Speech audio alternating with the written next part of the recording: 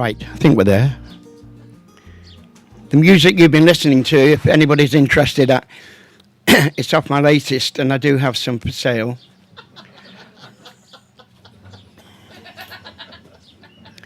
Little bit of humour. I'll nod when it's coming. All right.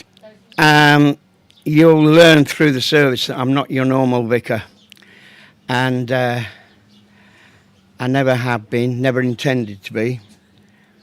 And I'll say now, whatever you believe in, whatever your faith, whatever your God, or whatever not your God, we're all the same. We've all got the same hopes, dreams, and whoever we speak to get something coming back in a way of comfort, strength, then that is your God. It might be in the way of a little dog, but that's your God. I will say now that don't think about going and being up there. It's here. This is where it is. This is where it works. And I believe that wherever you go, that this is where Lynne is. With us now. And will be, and always will be. Memories aren't just there just to be memories. They're there to be able to get in touch, be in touch. And I would say to all of you, if you want to speak to Lynne or anybody, you speak to them, talk to them on your own, doesn't matter where you are, and just speak and keep in touch. Because she's definitely keeping in touch with us. When I first met Lynne, I really didn't know what I was taking on. I mean, my show is based very much on, and this one I'll let you know, on communication with the audience and feedback and throwing out the one-liners and put-downs. And she was always the one that I thought, now be careful here. Because you know what you're getting with this one. But with Lynne, she was calculated, as you'll find out later on. And she'd suddenly say something and you'd be knocked back. Absolutely knocked back. Very clever and very lovely lady. And she will be missed. The folk scene will be short of one excellent attendancy. And that will be her. And we shall miss her. But anyway, getting on with the service. Thank you for coming. What a good turnout. She'll be proud. Definitely be proud. And so, thank you. I always find that if you clear your throat, somebody else will. Okay, so we're going to do a little service here now. And then when we go to the crematorium, you've just sorted that out, haven't you? But, you know, it'd be lovely to see you up there for the committal. So I'm going to start, okay? Just start with a little prayer. And it's from the Gospel of John, chapter 14, verses 1 to 4. And it is this: I am the resurrection of the life, says the Lord. Those who believe in me, even though they die, will live, and everyone who lives and believes in me will never die. Jesus also said, do not let your hearts be troubled. Trust in God. Trust also in me. In my Father's house are many rooms. If it were not so, I would have told you. I'm going there to prepare a place for you, and if I go and prepare a place for you, I will come back and take you to be with me, that you also may be where I am. You know the way to the place where I'm going. Of course, it's always a time of great sadness when a much-loved friend and family member leaves us. And indeed, it is an important time for mourning. But it's also a time to reflect and to celebrate the life of Lynne. We knew and we loved her. And of a time to remember the good and perhaps funnier times of Lynne's life. Our thoughts and prayers also go out at this time to all of Lynne's family. We ask that their journey through this difficult passage in time into one of positives and of understanding. And I pray for all of you here today. I've already spoken to many of you about the loss of Lynne and the sadness we're all feeling. I also mentioned faith. Faith is not religion. Religion has its own dogma, doctrine, and rules, and along with this, doubts. Faith is something different. Faith is something we should all have. In fact, you do have. If only we look, it's seek, and ye shall find. Faith is a trust in something we cannot see or something we can't understand, yet we continue to associate ourselves with it, seeking or asking the question, why? Why is faith seeking and understanding? Never ceasing to ask why, until one day, please God, we do understand. So now we're coming on to the tribute, and there's quite a few of these tributes. We're going to have some music as well from Ross, who's over there. I've heard it, and it's pretty good. I would book him. And then a poem by Isabella Tom, and it's being read by Kerry. Okay, so we're going to start with, she sent me so many tributes, you wouldn't believe it. But Lynne was, to me, she was a dark horse. She wouldn't be to you, but she was a dark horse. I hadn't realised that she'd been to so many places. We were sitting one night talking where I'd been, where I'd played. And yeah, I'm quite proud of where I've been and played. And then she started to drop out these little things like India. I thought, oh, that's one up on me. And then she was going on and doing more and more and more and more. Not in any way, look at me, a big head or anything like that. You had to force it out of Lynne to find out where she'd actually been and done. And when it came out, I was just humbled. Afterwards, I thought, shut up, Dave. Never tell anybody else what you've done. And I was very proud to be able to play and say that she used to be in my audience. And she was an absolute legend in the true sense. There is a definite book there if somebody wants to start writing. There is a book. If not, it should go on television because she was a wonder. Anyway, here we go. Now then, when I'm talking about a book, right, here we go. So bear with me, because I'm going to be reading off this. So, Lynne Macrae, Mum, 27th September 1945 to 19th of July 2020. Early years. Lynne was born as the fourth child of Joseph and Winifred Beryl Ross at King Street Maternity Hospital in Watford. There was only one surviving sibling, Brian, who is 14 months older. They lived in rooms, but soon after they moved to Tetbury in Gloucestershire, where her parents were in domestic service. They managed to have a council house and moved 10 Chilcot Road. Right, okay. Lynne loved school and did well. She made friends easily, and everyone remembers her as a happy and helpful. She enjoyed Sunday school too, and was quite proud that her dad played piano. Lynne went to grammar school and met her lifelong friend Janet Fox. She was the youngest in a big family where one more made little difference, and the bigger ones accepted her as an extra sister. She saw there how families looked after each other, unconditional love and joy in another's progress. She laid down principles for her own family life.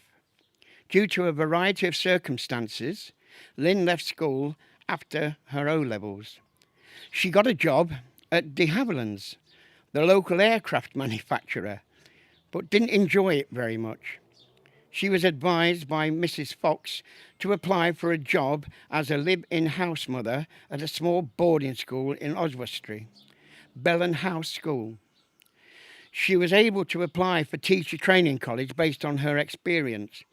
In those days, teachers received a certificate of education. Some colleges didn't require A-levels if you had experience. The college in Doncaster, High Melton Hall, was a good place for a young lady who loved music. There was quite a good folk scene, and Lynne not only went out with Tony Capstick, if any of you know, I'm seeing people nodding. Yeah, that's one. A very good northern folk singer comedian. Very, very funny. And he was pretty infamous. If you know what I mean, I'm sure you do. But a certain Lynne Macrae caught her eye. Lynne and Murray married in 1965 and soon welcomed their first son. Lynne was so proud. The Nigeria, 1966 to 1970. Mum taught local expat children in her own one-room school. I think it was in the back of our house in, is it Bida? My memory of it is of a bright little room. I think Mum must have got the teaching bug there, and it became her lifelong calling. Ottery St Mary, Devon, 1971 to 1972. I remember Mum standing up for me, countering Dad's "that's right, use your common sense" remark after I swapped and used my left hand to screw a bit of Meccano in, brackets, why have I remembered this, end of brackets. It's the earliest memory I have of Mum's lifelong and unwavering support and protection of her boys. I would have been 6 years old. Learning the recorder, teaching me to read music, I can remember her counting bars and beats and pointing out sharps and flats, and I hear Joe doing it to this day when he teaches. At some point, we lived with Granny in Watford. I have an abiding memory of being on a bus, and I'm sure it was in Watford. We were on the way home from a day out. I was just looking at Mum. We were in different seats. She was gazing out the window as the houses went by. I can remember I was just staring at Mum thinking, that's my Mum. She turned and looked at me and smiled. I can see it so clearly even now, and I can feel it so strongly even now. A love that can't be described, transmitted in a glance and a smile. I felt so safe, secure and loved in that moment. I've recorded that fragment so many times over the years. If I was only allowed the space to recount one memory of Mum, that would be it. The moment that summed up everything. We're on to the next page. Kingston upon Thames, 1973-1975. Learning the piano, supporting me when I really didn't enjoy it. But I want to play like Elton John. You have to learn to play like this first and get a good supply of glasses. Skippy the dog, the corner shop, 20 Piccadilly, number 7, please. There's a B&W photo of us 3 boys in the kitchen at 25 Grove Lane in the background. And in the background is Mum cooking dinner. It sums up what Mum does for her children. Is it dinging the bus bell twice? Because I'd heard other people do it, but not knowing that meant second stop, please. We had to walk back from the stop after R1. We would make many trips up and down the country in the Renault 4, visiting our grandparents And another memory I have of us singing harmonies with Mum as we drove along. The songs could have been hymns, being in the church choir at the time, Mum's close friend, Mary Foskett. Botswana. She knocked me out, she really did. Botswana, 1975-78. Mum driving the transit van, teaching at Northside Primary School with a son as head boy. Can't have been easy. Our car crash on the way back from driving Granny to the airport in Johannesburg. Seeing the car rolling over and over. Me from the outside having gone through the windscreen. Mum still inside at the wheel. We were so lucky. Me and Mum also both got salmonella poisoning, traced to a dodgy pork pie. I'm not sure if it was on that same trip or a different one, spilling vase water over the president's wife. You have to laugh. Lady Karma, that was her name. When as head boy presenting flowers, Mum saying, "But you did it with such a lovely smile." Music. We'd played Donovan a lot. I wonder why. Cat Stevens, Bert Jansch, Bob Dylan, all of those records. There was no TV in Botswana, and Mum love of folk music, of singer guitar music, rubbed off on me. Years later, after we moved to Australia, I remember emailing a song that I'd heard that I knew Mum would like and talking her through how to play the MP3. I've still not got it. File on her computer. We always shared that love. Mum's great friend, Anne Fowler, had this to say about Mum. I met Lynne in 1976 and immediately recognised her as someone I would always want to stay in touch with. I saw her beautiful soul and her calm dignity. I also shared her wicked humour and the fact that we could suss out people quickly, always coming to the same reckoning. To see and hear Lynne laugh was something I have always brought to mind whenever I have thought about her. Mostly subtle but sincere and spot on. Oh yeah, I recognise that as well. To see and hear Lynne, to see her laughing, was something that I'll always remember. Mostly. And as a teacher, she was top of the tree. Modest always, but I hoped she secretly knew how good she was, because she was more than good. She did not carry much confidence in those days, but I honestly think she had inner confidence when it came to teaching. Without a shadow of doubt, you boys were her universe. I remember her logic and thinking when she discussed with me the family plans to return to UK. The boys were the first consideration, and I think that notion stayed with her all the way through her life. And her description of feeding you all always made me laugh, as she said, when they've eaten and I say they are still hungry, and then they say I show them the jam pot and tell them to get stuck in. Duncan remembers, Mum treated her 3 boys equally without fail. This manifested in many ways, and least when she cooked her corned beef, potato and baked beans pies, which were well loved by all the family.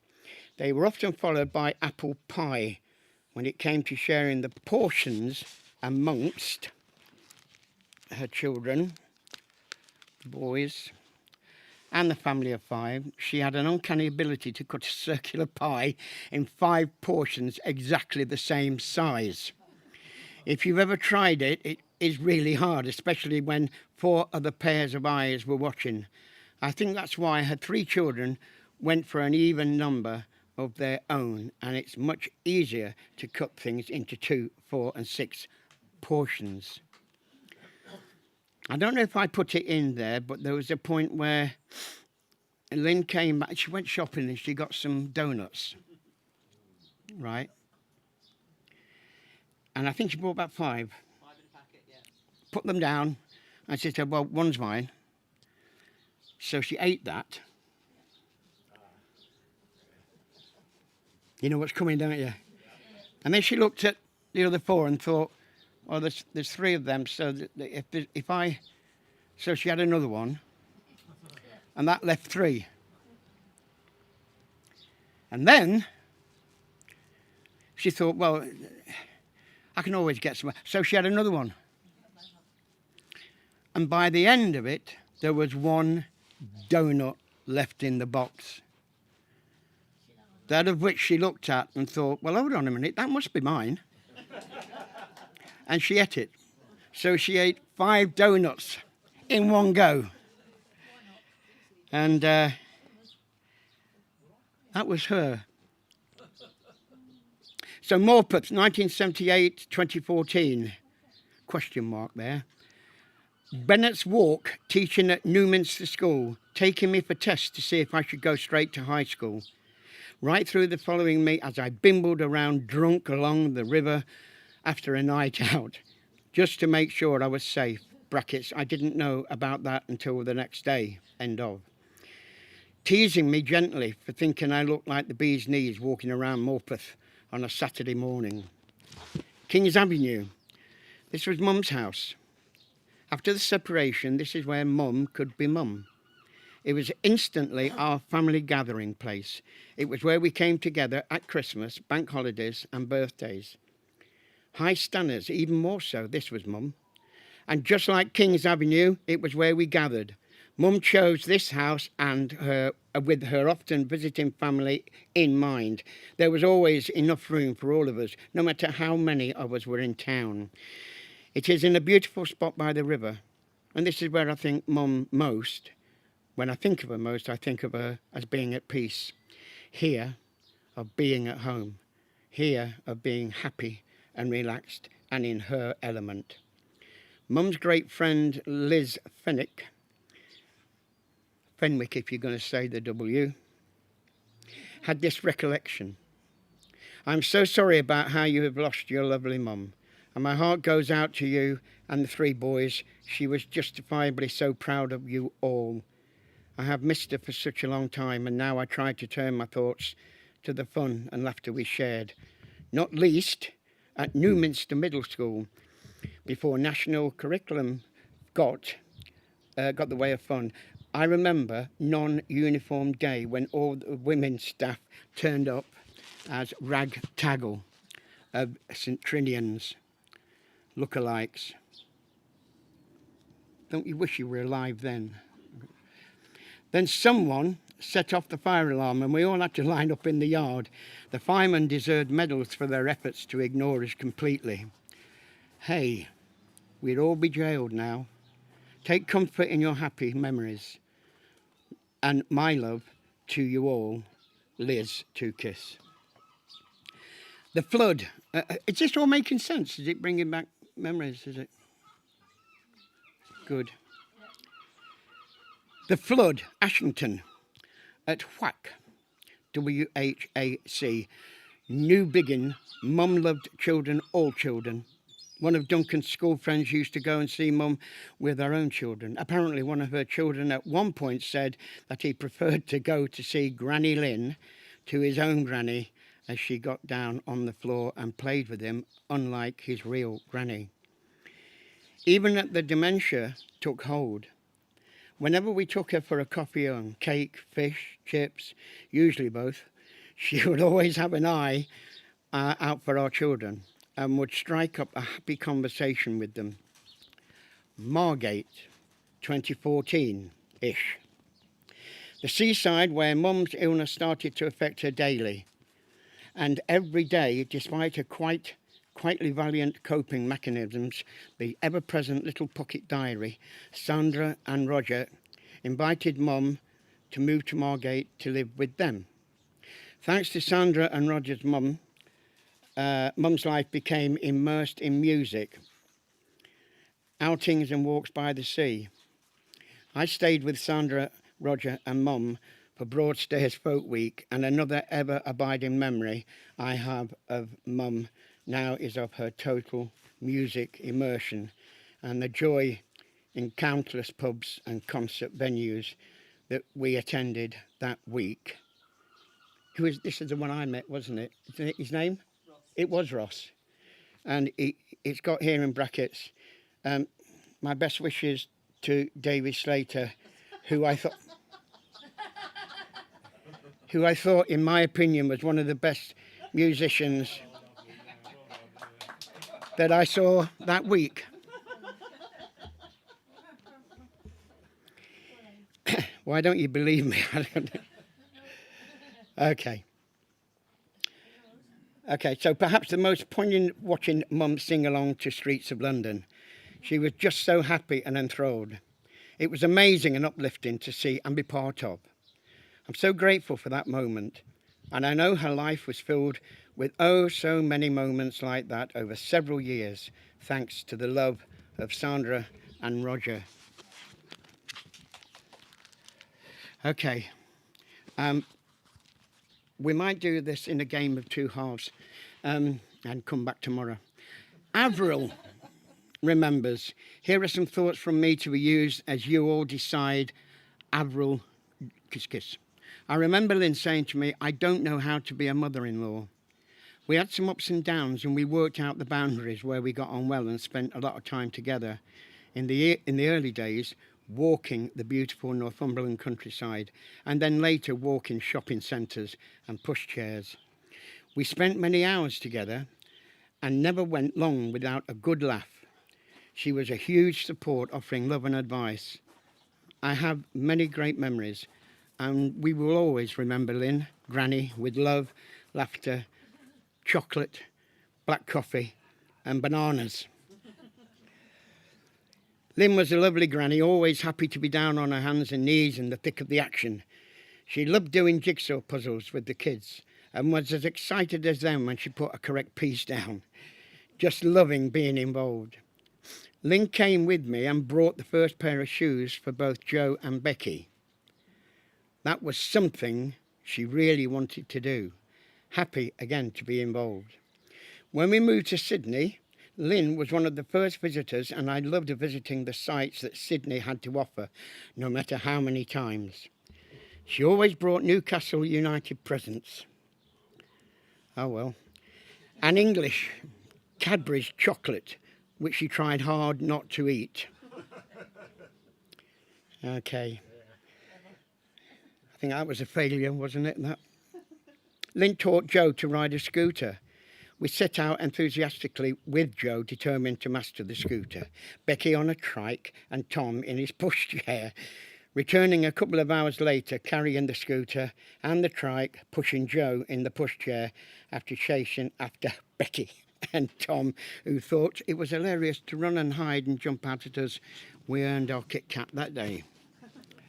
Lynne would happily spend all day in the pool, enthusiastically playing whatever game was invented that day.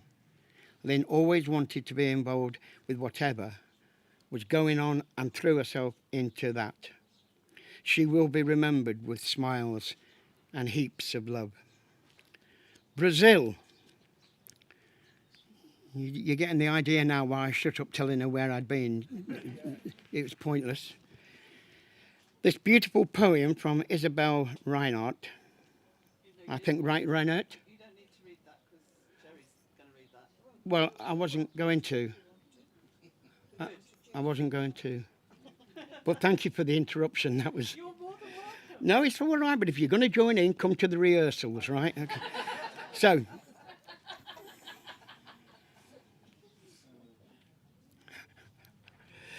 Right, this beautiful poem. She was gone, leaving a blue and green trail, a calm and lavender afternoon. Someone able to be friends at first glance and draw a thread of complicity and trust.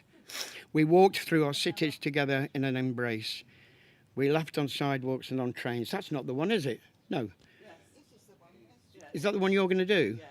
Do you want to come up and do it now? Yes. We could do it together. I don't think it's that kind of service, actually. But... You're right, Jerry. Yeah.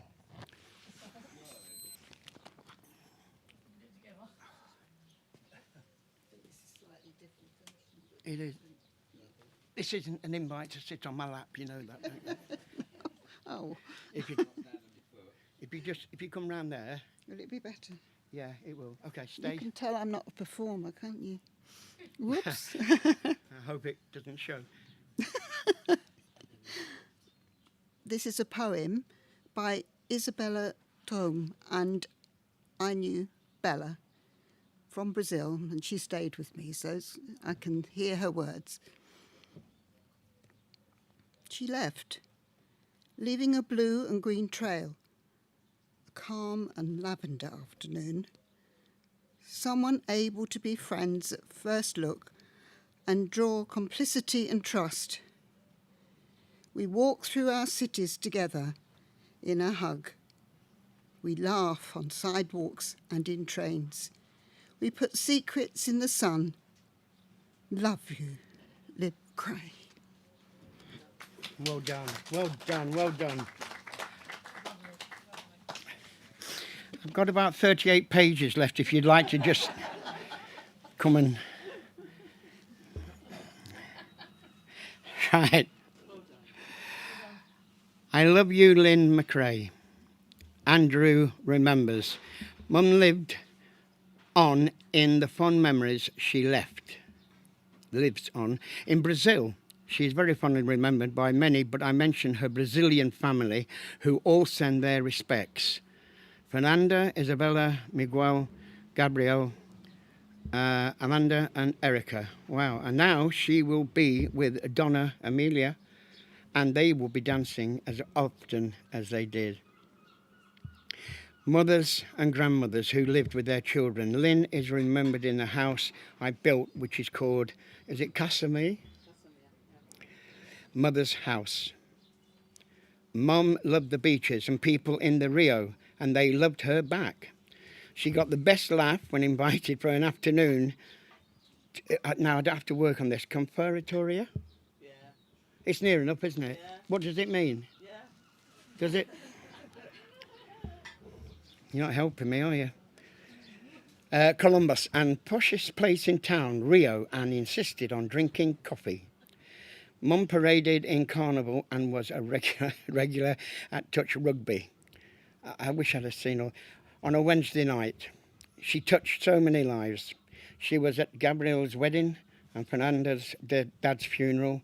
She has family in Brazil, and they, as I do, send love. That's lovely. If anybody's expecting a taxi, I'd ring up now and... And this, at the end, I should just point little things like the donuts. She was very quiet. And one night, in Broadstairs, at the chapel venue, we were doing some songs, and I happened to mention Bob Dylan, da-da-da-da-da, and Donovan. And I saw her reacting with Sandra, and she a little smile on her face. I said, come on then, spill it, let us all join in. And she said, well, I spent many a happy hour with Donovan. I said, are you telling me that you and him were... Yes. She said, yes. And I would have loved to have gone down that avenue there, but you don't know, do you? I was doing a song, that was it, from Donovan, and she knew it. And, wow. I'm not saying that she was a groupie or anything, I'm just saying, wow. But I can see why he would have been drawn to her, as many would have done, I'm sure. So, this is it. This is from Janet Lowe, an old friend. Lynn and I became friends at the age of 11 when we met at Watford Grammar School, and also went to the same church and the Girls' Life Brigade. We spent hours at each other's houses, so much so that my siblings thought of Lynn as an extra sister. We also spent a lot of time talking, Lynn's much-loved babysitter Sandra, out for walks, and I was taking... And it's okay. I get so mixed up. So anyway, oh, that's why. So that's better.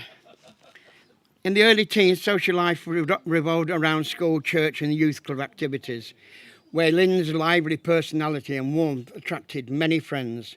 She had a great sense of humour and was always great fun to be with. Later, we ventured into Watford town centre, to the coffee bars, which were a thing at the time, and particularly liked one called the Mocha Bar? Mocha Bar. Which, in the evening, was frequented by a motley crew of art students and local musicians. Brackets, or as our parents put it, long-haired layabouts, close brackets, who played acoustic guitars and listened to jazz and folk music. I'm sure we met in a previous life, you know, I'm sure we did. Lynne loved music, especially at that time, traditional jazz, and we went to jazz clubs in Watford and St Albans. Liz was a brilliant dancer and particularly loved to jive and was never short of partners. When my brother Terry and I were reminiscing about Lynne's teenage party, Lynne and Brian threw at their house when their parents were away. They invited many friends, and as is the way with these events, word got around and the house got rammed. Arriving at the house, we were also strangely what two young men were sitting in the concrete porch rub above the front door, calmly playing cards. Sometimes hard to believe all this. The party went well and some thoughtful guests offered to clear up. The house appeared to be restored to good order with no evidence of a party. Unfortunately, here it comes. You know what's coming, don't you? Well, I'll tell you if it's not. Right. Unfortunately, truth will out. And all was revealed when someone sat down to play the piano and, finding some difficulty, investigated and discovered a large collection of empty bottles hidden inside the body of the piano. Okay. I expect there was some discord in the household as well as after that. This discord, if you get the humour again. I bet she's northern. Lynne did well at school and particularly shone at maths, but she left at 16, keen to be financially independent and to contribute at home. She embarked on an engineering course, which at the time was a radical move for a young woman. And she was, in fact, the only female in the department. But she survived the inevitable banter and worse, and even worse. And she did so with good humour. At this time, Lynne brought a moped, and, intrepid as she always was, she set off from home to try it out.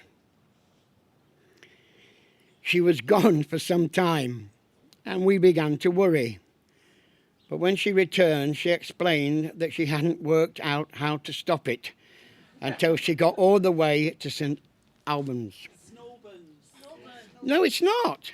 No, Is it Albans? no, it's Snowburns. That's how you say it. Snowburns. What, for St Albans? Yes, no, it's Snowburns. I grew up there, yeah. It's St Albans. No, Snowburns. Snowburns. St Albans. Is this like... It was St Albans. Yeah, okay, good. Snowburns. And a history lesson as well. Okay. Okay. From one day I'm going to have a word with this Lynne and we're going to get this sorted out. So much. From an early age, Lynne was very aware of the effects of poverty and disadvantage and was passionate about social justice. We went to some young socialist meetings and events, and we were also involved with the CND and supported the anti-war movement. She was some militant, she wasn't she? We joined the CND demonstration in Watford without the knowledge of our parents. However, we were found out when a large photograph of the two of us appeared in the local paper the next day. I bet she staged it. Into our 20s, our lives diverged, and with college, marriage and babies, As well, the distance, we saw little of each other for several years, but kept in touch through letters. Much later, Sandra spotted me on Friends United, and our close friendship resumed. Despite the passage of time, we took up where we left off, and I was always, and I will always be, grateful for her loyalty, friendship and support, and have many happy memories of the times we shared more than 60 years ago. Yes, yeah, well that's why I've got a break in the pages there, you see. So that would be great. And that is the end of that. How wonderful. Thank you very much indeed. Well, you're not clapping me, are you? Well, you should do. It's very difficult, you know, because when I did years at college, and it was a nightmare. I fell out with them. I fell out with the Baptist Union. So we started our own free church, and that's where I am now. Although retired, I never am. And I do get out of practice, and especially I have dyslexia. It's very difficult sometimes. The word, if anybody has got it, the words just go, I'm into the next line, miss that one out, I'm into the next one, miss that one out. And it's horrific, isn't it? So I think God could have done better with us like that. He should have just had a little computer lower down that we could just hit, and then all the words would come out fine. But we're going to have a little bit of music, which I've listened to, and I really do think it's fantastic.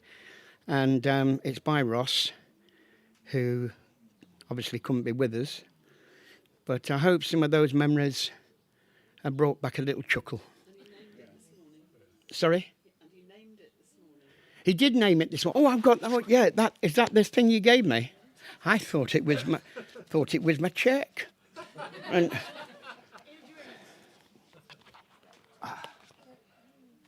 also, I've never stood this long for so long. Okay. And it says, Dear David, could you play Streets of London? No, it doesn't. It's called Solace in Blue and Green. Right. So Roger's going to put that on, and we can have a listen to that, which I found listening to it at 1:30, I think it was, one morning, was in bed. Very, very moving. I'm going to go and sit over there if that's all right. But thanks ever so much. You've been absolutely lovely.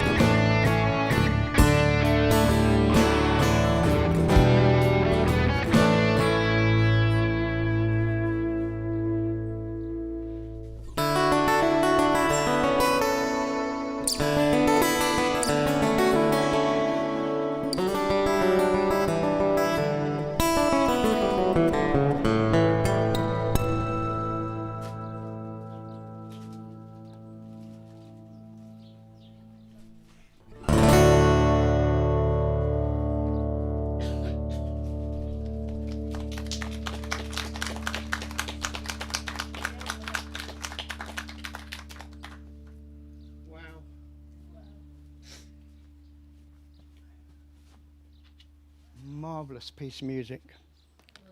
Extremely well played. I hope he gets arthritis.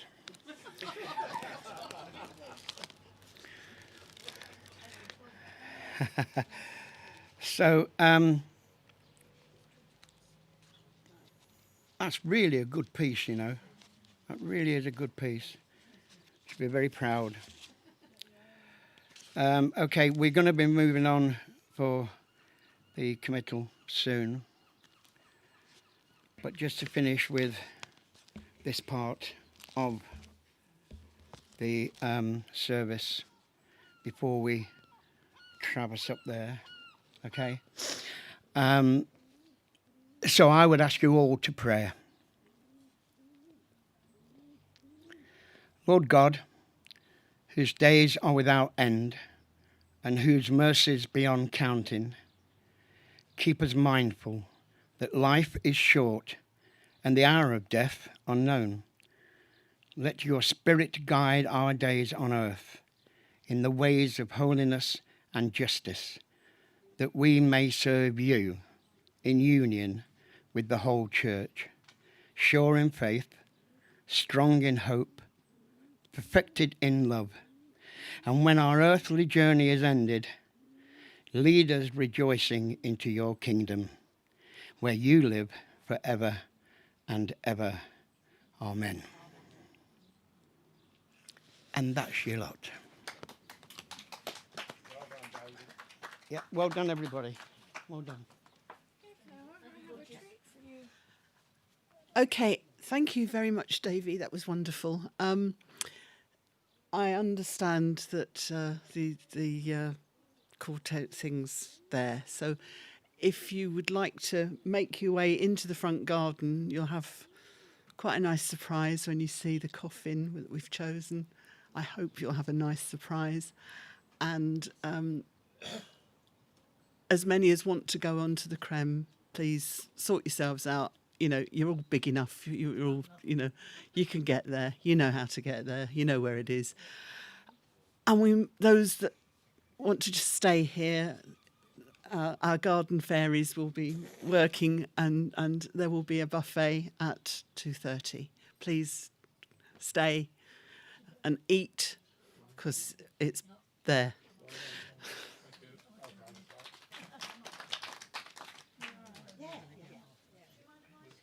I'll be later. I know. Yeah. Right, come on, get your feet on heels. Right.